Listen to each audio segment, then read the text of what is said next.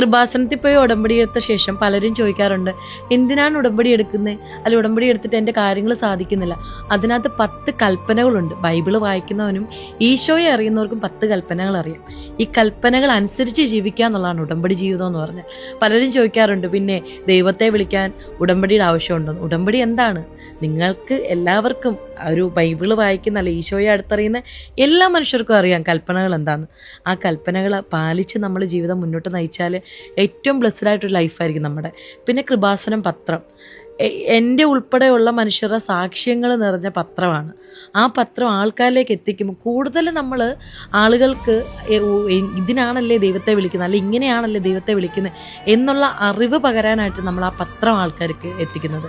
ഇതൊന്നും ഒരു ജോലിയല്ല, ഇതൊക്കെ നമ്മുടെ ജീവിതത്തിൻ്റെ ഭാഗമാണെന്ന് കരുതണം. ഈശോയെയും അല്ലെങ്കിൽ മാതാവിനെയൊക്കെ എന്താണെന്നറിയാത്ത ആളുകളാണ് കൂടുതലും കുറ്റപ്പെടുത്തുന്നത്. ദൈവത്തെ കൂടുതൽ ആഴത്തിലറിയാൻ ശ്രമിക്കുക.